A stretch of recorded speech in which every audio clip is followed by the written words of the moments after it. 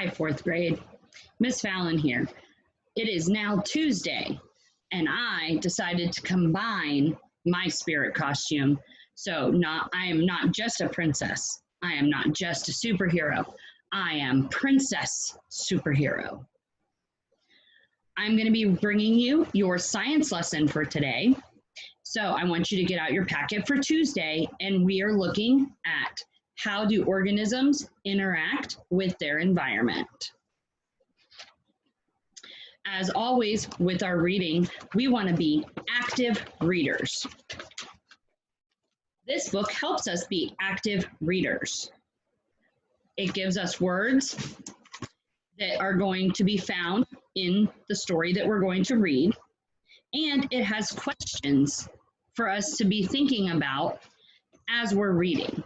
Now, all the answers to the questions can be easily found because they underlined the answers for you to these questions.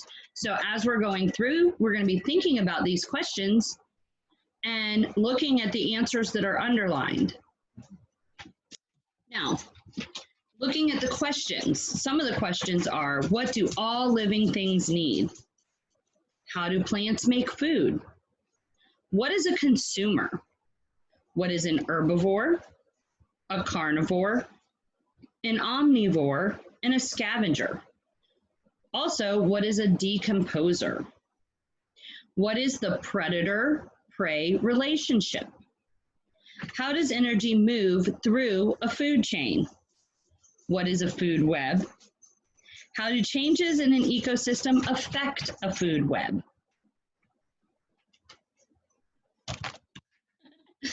As you can see, apparently, I have a visitor who is trying to join me on my video chat. But let's go ahead and start our story. So we're going to start on page 3 with the header. What do all living things need? All living things need nutrients. Nutrients help living things grow and stay healthy. Plants get the nutrients they need from the soil. Animals get nutrients from the food they eat. All living things also need energy. Energy is the ability to cause changes in matter. Living things get nutrients and energy from their environment. Looking at the caption, we always read the caption as well, and remember that the caption helps us understand the picture. So this caption says, how many kinds of living things do you see in the picture? So go ahead and take a minute and see if you can count up how many living things that you see in that picture. Then we're going to look at the next page. We're looking at the header that says, how do plants make food? How do plants make food? Plants are producers. A producer is a living thing that can make its own food. Plants make their own food by photosynthesis.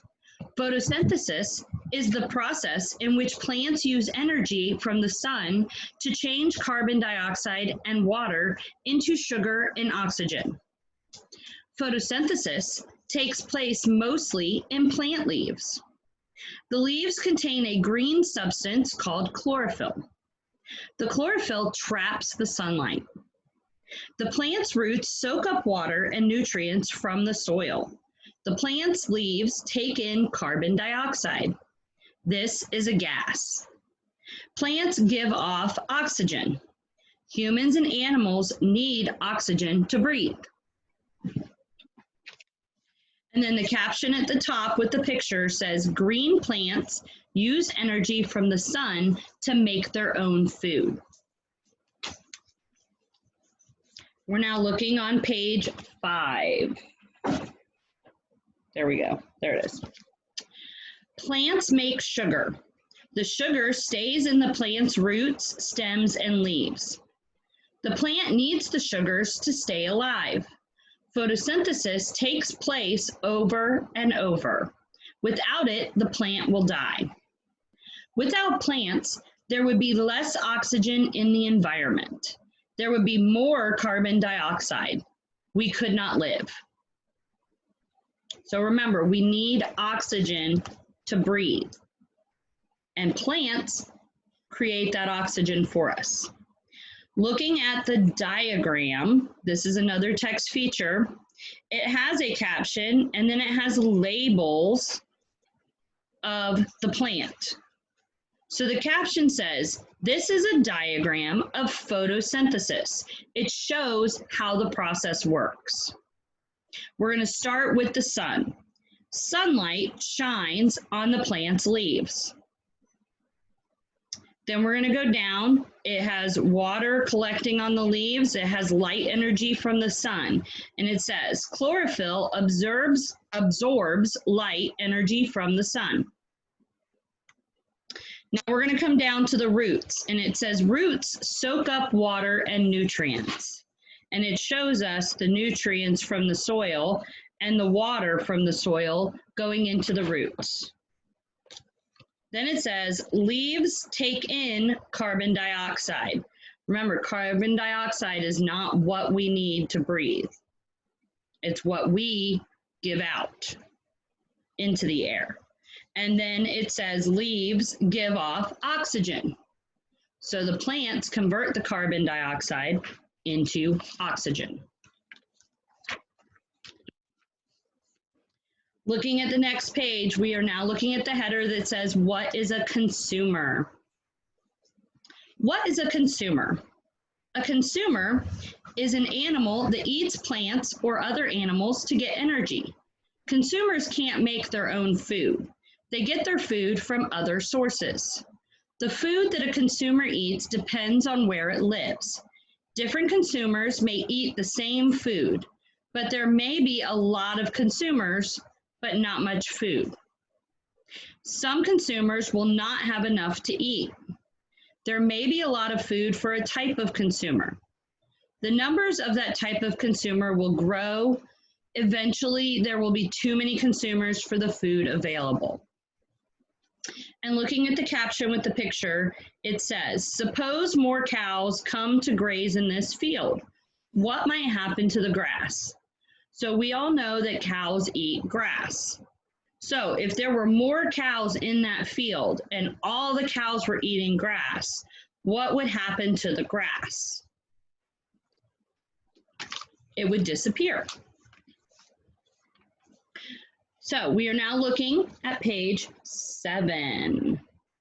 We're going to read the paragraph, then the caption, then go ahead and look at the chart. Some consumers eat other consumers. A beetle eats a leaf from a plant. The beetle is a consumer. A small bird eats the beetle. A weasel eats the bird. A fox eats the weasel. The chart below shows some consumers. It shows what the consumers eat.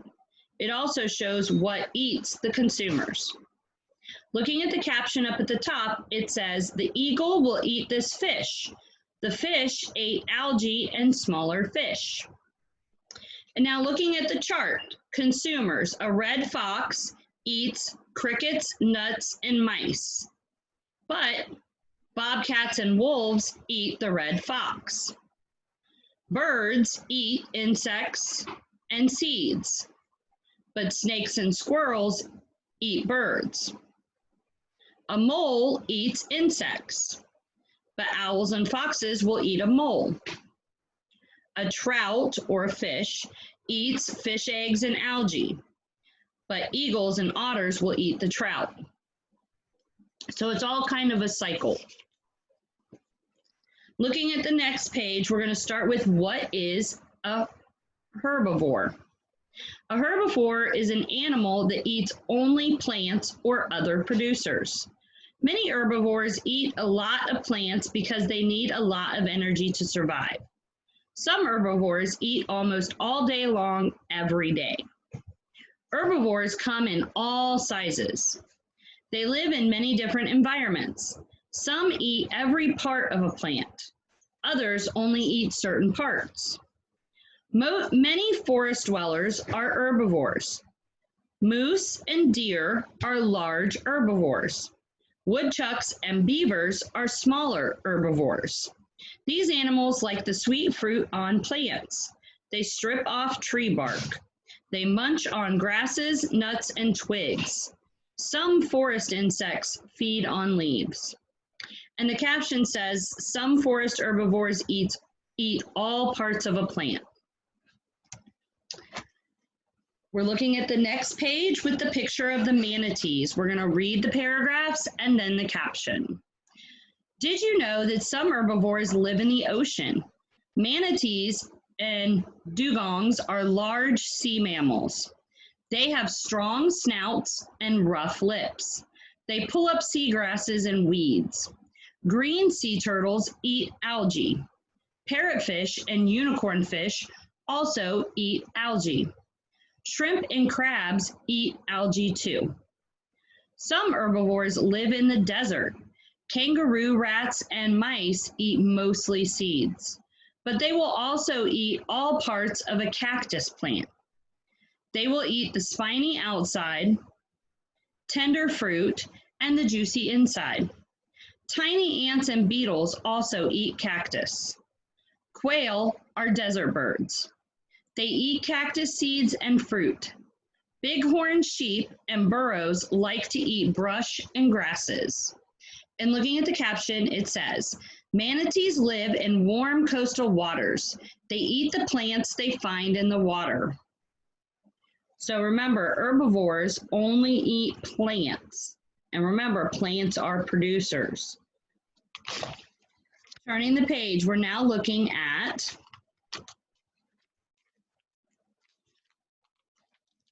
what is a consumer? Or, I'm sorry, nope. We know a consumer. What is a carnivore? What is a carnivore? A carnivore is an animal that only eats other animals. Carnivores hunt for their food. They may have sharp teeth and powerful jaws. These features help them chew meat. Hunting takes a lot of energy. Carnivores need to eat a lot to have enough energy. Rainforests have many carnivores. Large harpy eagles catch smaller birds. Jaguars are large cats that hunt birds and smaller mammals. Huge anaconda snakes eat rats and frogs. Anacondas can also eat crocodiles. Piranhas are fish that eat smaller fish. The praying mantis is an insect. It is also a carnivore. It eats beetles and other insects. And looking at the caption, it says carnivores must catch their meals. And you'll see it's a picture of a praying mantis who has caught its meal for the day. Looking at the next page. Large and small carnivores live in the ocean. The great white shark is one of the best known carnivores. It eats mostly seals and sea lions. Blue whales eat tons of tiny marine animals called krill.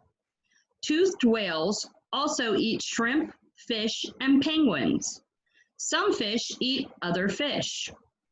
Octopuses and walruses eat other marine animals. Carnivores also live in the Arctic. Polar bears eat ringed seals. They eat whales and birds too. Wolves travel in packs. They hunt caribou. Foxes eat hares and birds. The snowy owl eats small rodents. The least weasel is a small carnivore. It's only about 25 centimeters or 10 inches long. And since we're learning measurement this week, 10 inches is not quite a foot. Remember, 12 inches is 1 foot. So it's not quite 1 foot long. This hunter lives in forests. It often fights and eats moles and birds. It also eats eggs. And looking at the caption, it says, carnivores that live in water eat other animals that live in water.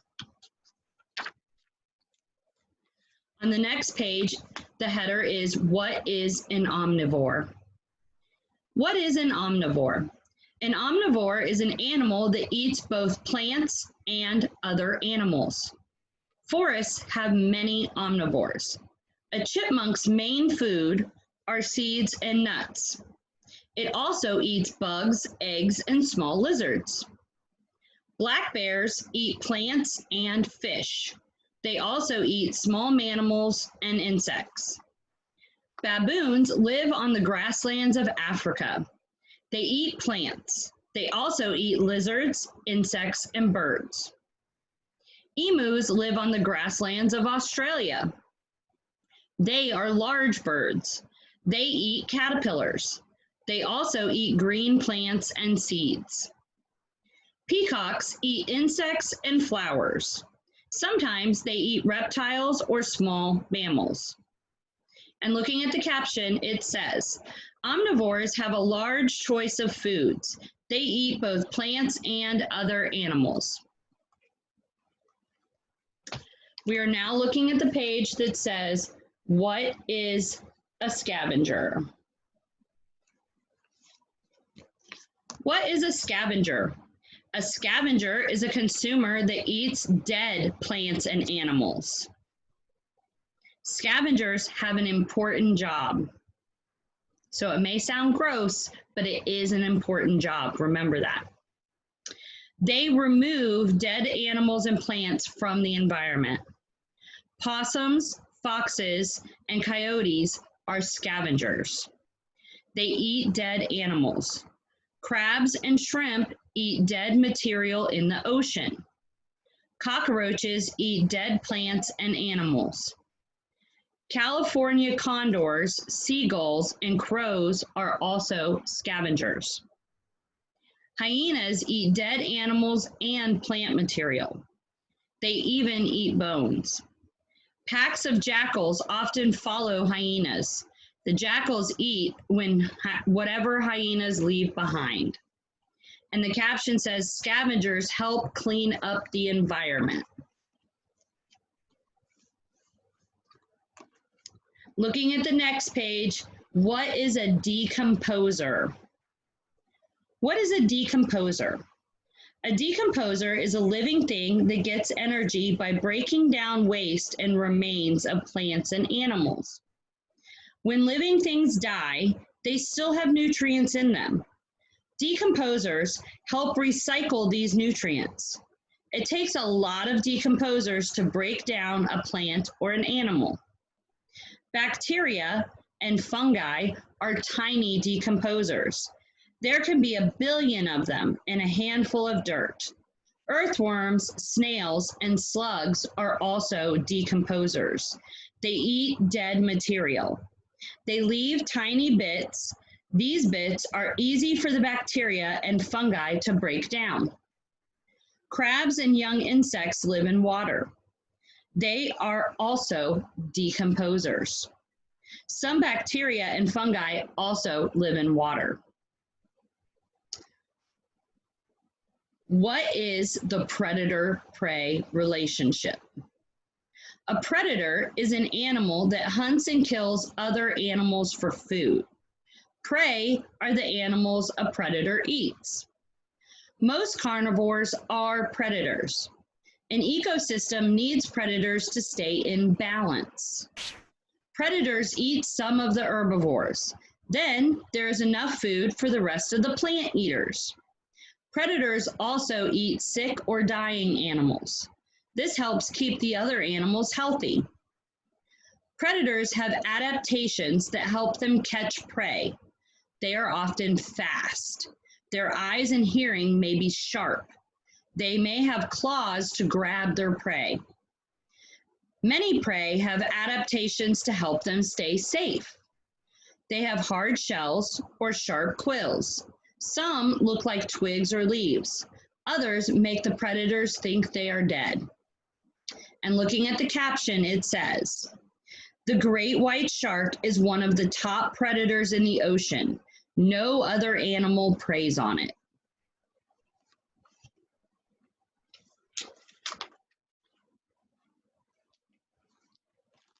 We are now looking at the next page where it talks about the food chain. How does energy move through a food chain? A food chain is the transfer of energy in a sequence of living things. A food chain starts with the sun. The sun gives energy to a producer, like a plant. There may be one or more consumers in a food chain. A food chain ends with the consumer that no other consumers eat. A food chain usually has 2 to 5 links. Each link of the food chain uses energy. The sun helps watermelons grow. In this case, the watermelon is the producer.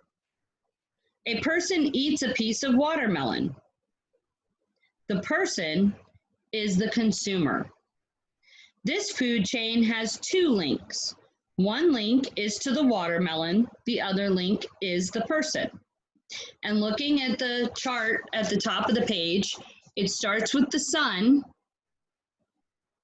going to the watermelon, and then the watermelon to the person.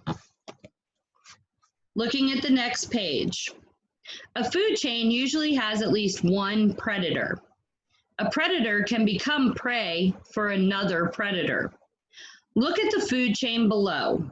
The sun gives energy to the corn. The corn is the producer. The grasshopper eats a leaf from the corn. The grasshopper is a consumer. The mole is a predator. It eats the grasshopper. The mole becomes prey for the fox. The fox is a predator. Then the fox becomes prey for the eagle. The eagle is the top predator in this food chain. And looking at the caption in the center, it says each part of the food chain gives energy to the next part. So the sun has energy following the food chain with the pictures. The sun has energy that it gives to the corn. The corn has energy that it gives to the grasshopper. Then the grasshopper has energy that the mole takes when it eats it. And then the mole gives energy to the fox when the fox eats it. And the fox gives energy to the eagle when the eagle eats it. We are looking at the next page that says, what is a food web? What is a food web? A food web is a diagram that shows the relationships among different food chains in an ecosystem. Animals often eat more than one food. This means they can be part of more than one food chain. An animal might be part of several food chains. A food web shows these relationships. The plants and animals in a food web may vary at different times of the year. Some animals move to a different place during winter. Others go to sleep in the winter. Animals that do not move or sleep eat whatever they can find. So remember last week we talked about migration, where they move from one place to another, and hibernation, where animals go to sleep. So now it's talking about how the food chain is affected by that. And looking at the picture, it says geese migrate. They fly long distances to find food. On the next page, it says, this is how a forest food web might look. So we are going to start with the bottom.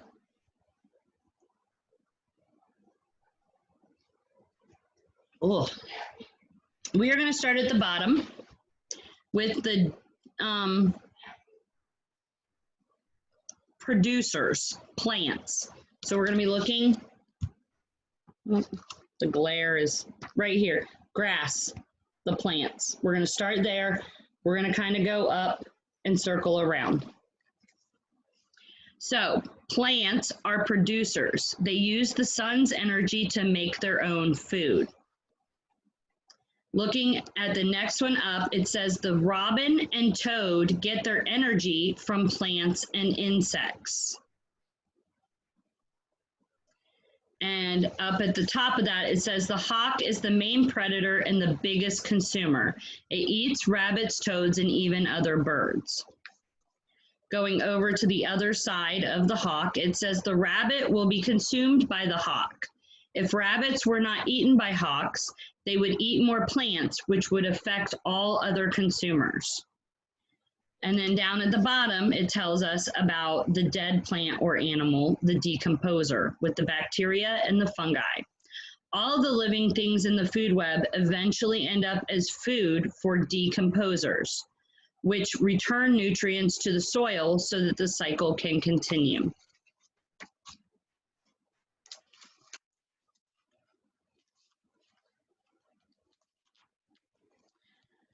So looking at the next page, how do changes in an ecosystem affect a food web?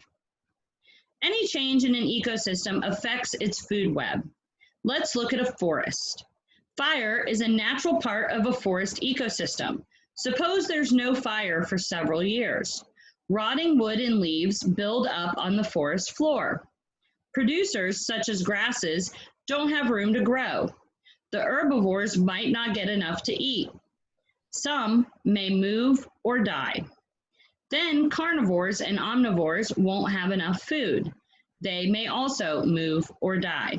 The forest ecosystem is out of balance. And looking at the caption, it says, in this dense forest, some herbivores may have a hard time finding food. So we live out by the Ocala National Forest. We go to school out this way. That is one of the reasons that they have what they call controlled burns, because they don't want the rotting wood and the leaves to build up in the forest. So they have the controlled burns to help clear it out so that producers will continue to produce so that all the herbivores, omnivores, and carnivores in the forest can stay in the forest and they can keep the ecosystem in balance.